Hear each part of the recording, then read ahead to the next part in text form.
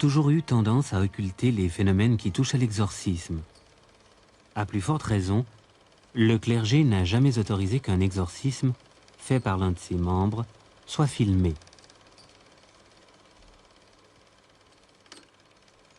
Pour la première fois, une séance d'un grand exorcisme, pratiquée par un exorciste officiel, le Père Mathieu, a fait l'objet d'un document filmé. Ce document exceptionnel illustre un cas de possession démoniaque. Témoignage du docteur Sanchez, 47 ans. A assisté à plusieurs grands exorcismes du Père Mathieu. Lui seul a été autorisé à réaliser ce document. J'ai tourné ce film pour témoigner de l'existence réelle de Satan. Pour témoigner d'une manière irréfutable. Au moment même où la plupart des gens, et malheureusement particulièrement le clergé, pensent que les exorcismes, que la possession démoniaque sont des choses d'un autre temps. Eh bien, ce n'est pas vrai. C'est d'actualité et au moment même où je vous parle, il y a un plus grand nombre de possédés qu'il n'y en a jamais eu. Malheureusement, la plupart des gens actuellement, compte tenu du contexte ecclésiastique dans lequel nous vivons, ne croient plus à l'enfer. Et ils ont bien tort. Et leur montrer un document que j'ai vécu, auquel j'ai assisté, qui m'a douloureusement touché parce qu'il s'agit d'un ami, était une chose unique. Ce n'est pas un montage, ce n'est pas une invention, c'est un fait que j'ai vécu tous les jours pendant plusieurs années, et c'est la raison pour laquelle j'ai voulu le filmer, afin d'en donner témoignage à tous les gens qui auront la chance, et je dirais même mieux, la grâce de le voir. Voilà pourquoi j'ai voulu, entre autres choses, tourner ce film. Animo tutus et corpore. Tu pectoris sus interna custodias, tu viscera regas, tu cor confirmes. Salve Regina, Mater Misericordiae, vita dulcedo, espes... Voyez-vous, cet homme est arrivé, il avait 50 et quelques années. Il ne pratiquait pas, puisqu'il faisait de la magie depuis l'âge de 6 ans. Et il a fait tout le mal qu'on peut faire quand on n'est pas chrétien. Eh bien, cet homme, il a vu toutes les messes de la création parce qu'il s'est converti, et à partir de sa conversion, il avait mal dans le ventre. À l'absolution de ses fautes, il a pris mal dans le ventre. Alors il a vu tous les médecins qu'il a pu, et finalement on lui a dit, mais écoutez, il faut voir un prêtre, il a fait autrement. Alors, il a obtempéré, n'est-ce pas? Il a cherché, et puis alors on lui a dit, mais prenez la direction de Besançon. Il est venu. Voilà. Nobis post hoc exilium ostende, o clemens, o pia, o dulcis Virgo Maria. Quand il m'a eu raconté son histoire, je n'ai pas hésité pour penser qu'il était possédé. Ça ne pourrait pas. Alors, j'ai commencé les exorcismes, et ça s'est avéré au bout d'au moins 20 exorcismes avant que Satan se dévoile.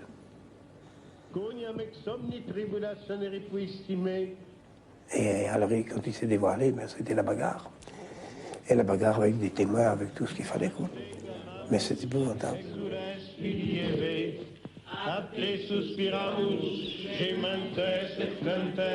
Inac lacrimarum valle. Potestate mitandite in genam, regna ergo advocata nostra, illos tuos misericordes oculos a nos, omnem virtutem inimici, et nihil vobis nocebit.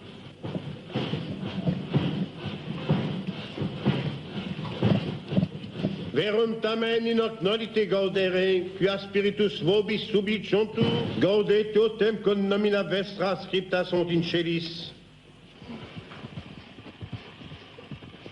Imperatibi Fides sanctorum apostolorum Petri et Pauli, et ceterorum sanctorum, imperatibi martyrum sanguis, imperatibi continentia confessorum, exorcismo. On me demande parfois pourquoi je parle latin. C'est parce que les gens ne le savent pas. Oui, mais alors quel intérêt y a-t-il? L'intérêt, c'est que Satan, quelquefois, me répond en latin, alors qu'elle ne le sait pas. Et à ce moment-là, il y a autre chose, comprenez-vous? Et ainsi de suite, il y a des... Mais il vous répond quoi, Satan? Mais il me répond à la question que je pose. Et quelles sont les questions que vous posez? Ben, par exemple, dis-moi ton nom. Non. Dic mihi nomen tuum. Je ne sais pas ce que ça veut dire. Réponds non. C'est clair. Comprenez-vous? Et pour tout, c'est comme ça. Salaud. Salaud. Oh, c'est pas mon ami. In nomine sanctissime Trinitatis. C'est pas mon ami. J'en suis heureux. In nomine sanctissime Trinitatis. J'ai une religieuse comme m'avait envoyé un évêque, qui m'a répondu, quand je lui ai demandé Dic mihi nomen tuum, m'a répondu Lucifer. Lucifer. Je vous assure qu'à ce moment-là, on a un petit frisson dans le dos. Parce qu'évidemment, on ne s'attaque par conséquent au patron. Mais c'est pas rigolo. Ça fait peur? C'est-à-dire on sait, on est dans la sécurité parce que, malgré tout, nous savons que l'Église nous donne tout ce qu'il nous faut, n'est-ce pas? Mais malgré tout, c'est quand on manie ces armes-là contre un ennemi qu'on ne voit pas. On l'entend quelquefois, bien sûr. On voit les conséquences de sa présence par les contorsions du corps du malade, n'est-ce pas? Ah, ben bien sûr, ou bien il ne bouge pas. C'est la catalepsie, absolument. Il ne peut ni bouger, on ne peut pas lui remuer le doigt, on ne peut pas s'en remuer tout le corps. Vous voyez, ça dépend. Il n'y a pas un cas pareil.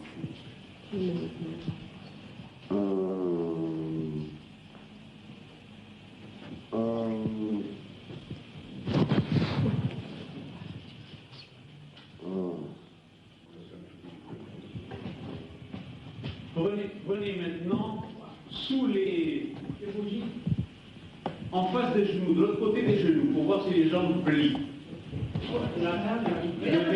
C'est la table qui s'en va. C'est la table qui monte. C'est la table qui monte. J'ai pu observer par ailleurs, toujours pendant ces exorcismes-là, que des modifications corporelles se produisaient. Par exemple, les muscles n'étaient plus des muscles, c'était de la pierre. Je n'enlève qu'un à la fois et les deux qui viennent ensemble. Et cet état-là était en relation directe avec l'exorcisme et pas autre chose, puisque lorsque l'exorcisme était terminé, il redevenait un homme normal, ou en tout cas apparemment normal, comme tout le monde. Notre-Dame de Fatima, viens à notre secours. Les sangles que vous voyez, et qui sont extrêmement robustes, puisqu'il s'agit de cuir et qu'il a 3 mm d'épaisseur, sont là de manière à contrecarrer l'action explosive du démon. Pendant l'exorcisme, en effet, le possédé que vous voyez là a une force absolument surhumaine, à tel point que plusieurs hommes n'arrivent pas à le maîtriser sur cette table. Pour cette raison, les sangles sont destinées à l'y maintenir. Voilà pourquoi il est sanglé. Et il est sanglé aussi parce que on craint que certains gestes inattendus puissent blesser aussi l'entourage. Ce n'est pas à écarter. Sors de cet homme. Sors de cet homme. Je te l'ordonne au nom du Christ. Sors de cet homme. In nomine Patris Esprit, Espiritus Sancti.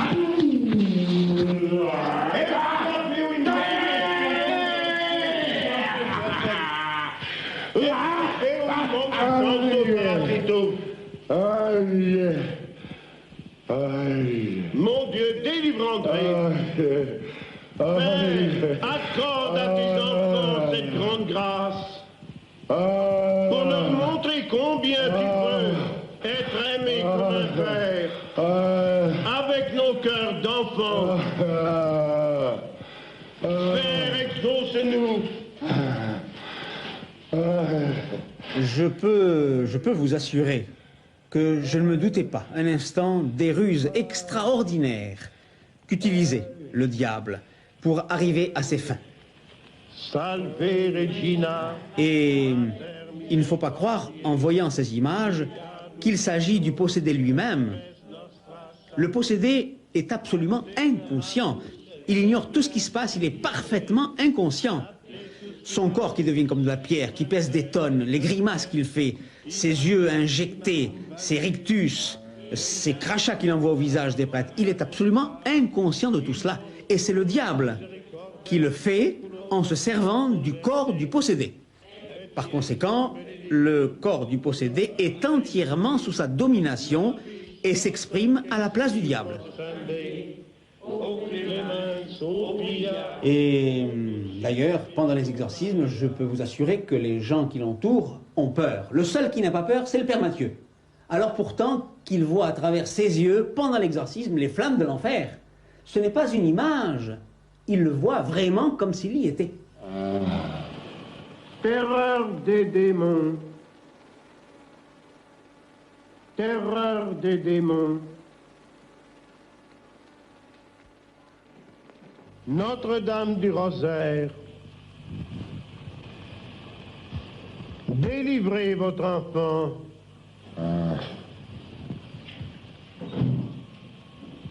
Chassez Satan du corps de votre enfant. Par le sacerdoce du Christ, Satan sort de cet homme. Père, chassez le démon pour toujours. Repousser en enfer Satan et les autres esprits mauvais qui errent dans le monde pour perdre les âmes. Pendant un siècle, on a récité cette prière de la part de l'Église. Et on l'a supprimée. Pourquoi? Parce que Satan en avait marre. Et c'est lui qui a obtenu ça. Satan s'est arrangé pour pouvoir faire disparaître toute lutte, toute résistance contre lui.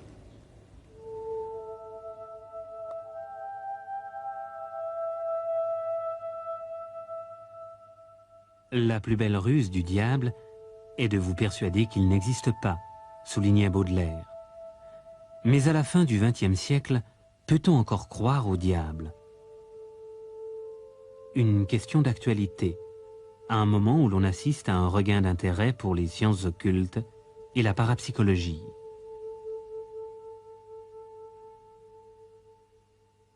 À la lumière des acquis de la psychanalyse, l'Église a évolué. Elle ne veut plus réduire Satan à une image d'Épinal.